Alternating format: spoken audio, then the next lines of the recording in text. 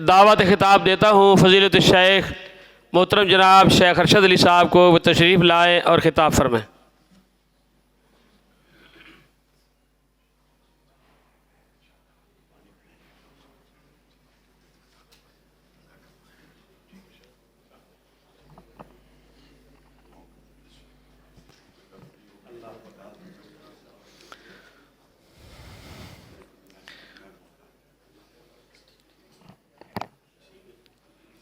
अल्हम्दुलिल्लाहि रब्बिल आलमीन वस्सलातु वस्सलामु अला सय्यिदिल अंबिया वल मुरसलीन अम्मा बाद फ़अऊज़ु बिल्लाहि मिनश शैतानिर रजीम बिस्मिल्लाहिर रहमानिर रहीम वल्लज़ी जाअ बिस्सिद्क़ि व सद्दक़ बिही उलाइका हुमुल मुत्तक़ून।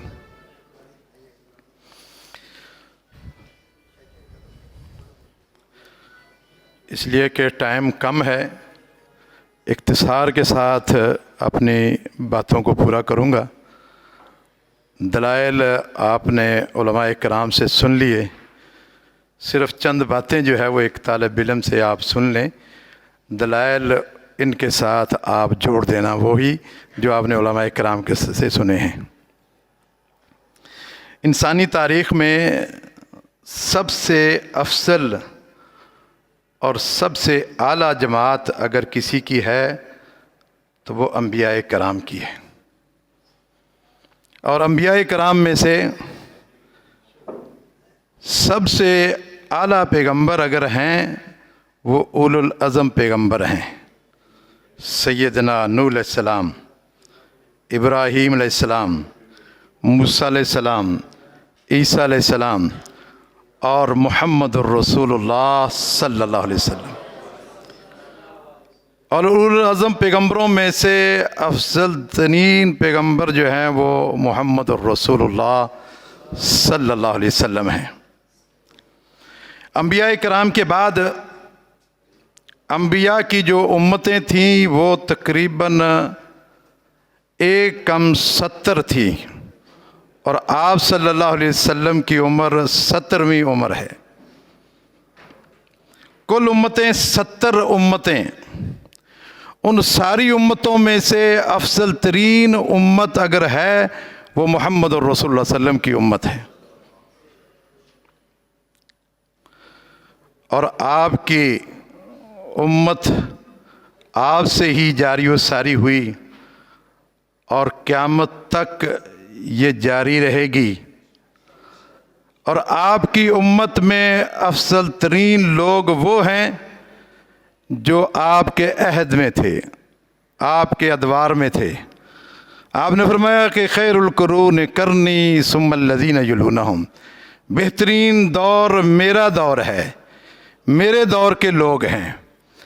और आपके दौर के लोगों में बेहतरीन लोग वो हैं जिन्होंने आप सल्लल्लाहु अलैहि वसल्लम की ज़ियारत की, आपके साथ मुलाकात की ईमान की हालत में। और फिर उन सहाबा किराम में जो तकरीबन 1,15,000, 1,20,000, 1,50,000 मुख्तलिफ़ रवायात के मुताबिक उन तमाम सहाबा किराम में से अफजल तरीन सहाबा किराम वो हैं जो बैत रिज़वान में शरीक हुए। और फिर इनमें अफजल तरीन सहाबा किराम वो हैं जिनको नबी अकरम सल्लल्लाहु अलैहि वसल्लम ने जन्नत की बशारत दी, अशरा मुबशरा सहाबा। आप उनको जानते हैं, मैं नाम नहीं गिनता, टाइम कम है। और फिर इन अशरा मुबशरा के बाद सबसे अफजल तरीन सहाबा इकराम जो हैं वो खुलफाए राशिदीन हैं। और खुलफाए राशिदीन में सबसे अफजल तरीन खलीफतैन इमामैन शेखैन करीमैन अबू बकर और उमर फ़ारूक रज़ी अल्लाह ताला अन्हुमा। और फिर इन दोनों में से अफजल तरीन शख्स अगर कोई है वो अबू बकर सिद्दीक़ रज़ी अल्लाह ताला अन्हु है। फरमाया कि लो वज़िना ईमान अबी बकरिन बे ईमान नास लरजहा ईमान अबी बकरिन। तराजू के दो पलड़ों में अगर एक पलड़े में ईमान अबू बकर का रखा जाए और दूसरे पलड़े में सारे लोगों का, नबियों के बाद सारे लोगों को रखा जाए, तो अबू बकर का पलड़ा भारी होगा, झुक जाएगा। मुझे कहने दो कि अंबिया किराम की जमात के बाद आदम अलैहिस्सलाम की उम्मत से लेकर आप सल्लल्लाहु अलैहि वसल्लम की उम्मत तक सारी उम्मतों में सबसे अफजल तरीन अगर कोई शख्स है तो वो अबू बकर सिद्दीक रज़ी अल्लाह ताला अन्हु है।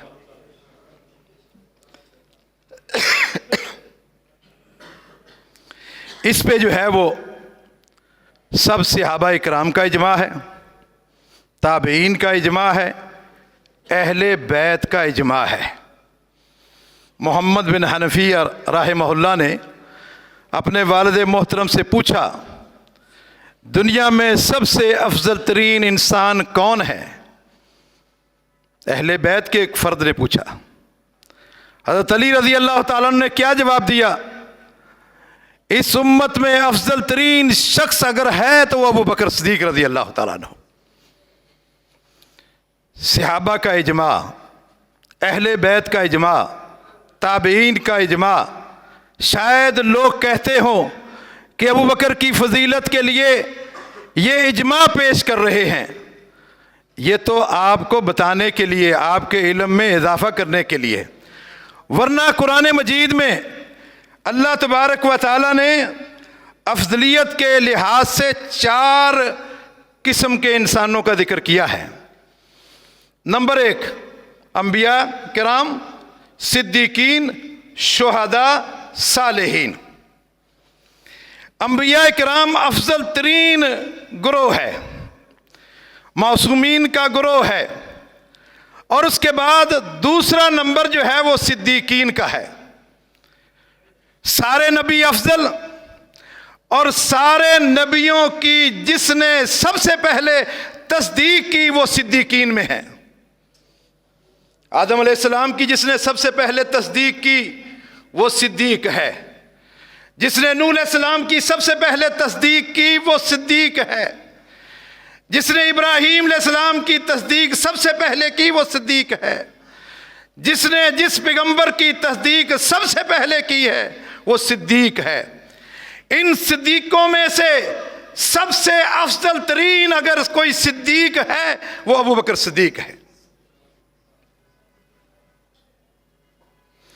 इसलिए कि नबी अकरम सल्लल्लाहु अलैहि वसल्लम ने भी इनको सिद्दीक कहा है।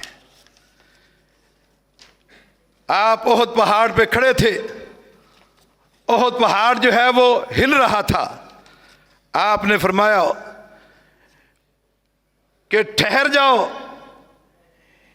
इन्नमा अलैका नबीयुन व सिद्दीक, तुझ पे एक नबी और सिद्दीक है।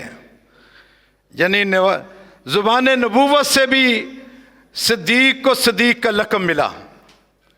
और फिर आप बिजनेसमैन से तिजारत करते थे, यहाँ हिजाज की चीज़ें शाम में ले जाते, शाम की चीज़ें जो है वो हिजाज में लाकर बेचते।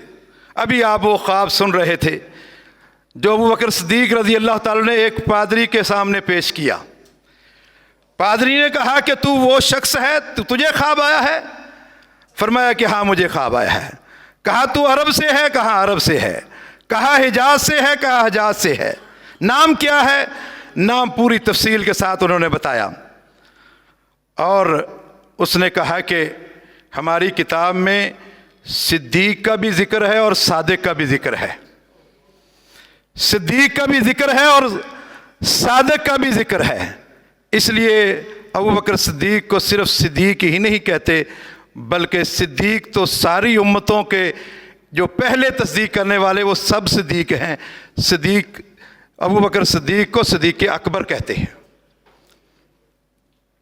कहते हैं हमारी किताबों में आखिरी पैगंबर का भी जिक्र है और आखिरी पैगंबर के साथियों का भी जिक्र है और आखिरी नबी के वज़ीरों का भी जिक्र है और आपका भी जिक्र है कि आप भी वज़ीर होंगे। और साथ साथ उसने ये भी कहा कि वल खलीफत मिन बादिही, उस पैगंबर के बाद खलीफा अव्वल जानशीन आप होंगे। अबू बकर सिद्दीक का जिक्र कुरान में, अबू बकर सिद्दीक का जिक्र तौरात में, अबू बकर सिद्दीक का जिक्र जो है वो इंजील में, पादरी भी उसका जिक्र करते हैं अच्छे अल्फाज से, ईसाई भी अच्छे अल्फाज से जिक्र करते हैं, यहूदी भी। लेकिन वो बदनसीब लोग हैं जो यहूद नसारा से भी गए गुजरे हैं। उनकी अपनी गुमराहियों या अपनी हमाकतों या अपनी बेवकूफ़ियों या अपनी बेईमानियों की वजह से ये लोग मुनाफिक का दिल रखते हैं। मुनाफिक का दिल अंधा होता है, फिर वो हक और बातिल की पहचान से महरूम हो जाता है। सदा के तौर पर खुद इंसान फिर अपने जैसा दूसरों को समझने लग जाता है। जो अंदर से बेईमान होता है उसको फिर अबू बकर सिद्दीक जैसा इंसान, अजीम इंसान, नाउज़ बिल्लाह बेईमान नजर आता है। जो अंदर से खुद काफिर होता है उसे सहाबा इकराम की पाक हस्तियां कुफर चमकता हुआ नजर आता है उनको। और जो अंदर से खुद काफिर हो और जो अंदर से खुद मुनाफिक हो उसको सहाबा इकराम की जमात मुनाफिक नजर आती है। इसलिए कि असल में वो अपने ख्यालात की अक्कासी कर रहे हैं और अपनी सोचों की अक्कासी कर रहे हैं। ये दुनिया का माना हुआ असूल है, अलमर्उ यकीसु अला नफ्सिही, इंसान दूसरों को अपने जैसा समझता है। अगर अपने अंदर कुफ्र है तो उनको सारे काफिर नजर आते हैं, अगर अंदर निफाक है उनको सब मुनाफिक नजर आते हैं। अल्लाह तबारक व तआला ने अल्लाह के नबी के हवाले से क्या कहा?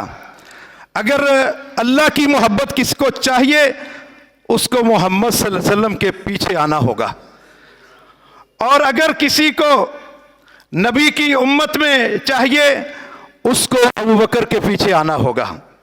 जो नबी के पीछे नहीं आता वो अल्लाह की मोहब्बत भी नहीं पा सकता। जो अबू बकर सिद्दीक रज़ी अल्लाह ताला अन्हु के पीछे नहीं आता वो उम्मत में भी नहीं आ सकता।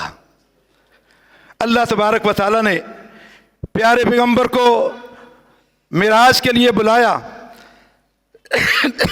बैतुल मुक़द्दस में जिब्राइल फरिश्ते ने आपका हाथ पकड़कर आगे बढ़ा दिया मुसल्ले पर और कहा, ऐ अल्लाह के नबी, आपसे आगे कोई नहीं हो सकता और ना आपके बराबर में, आप इमाम हैं।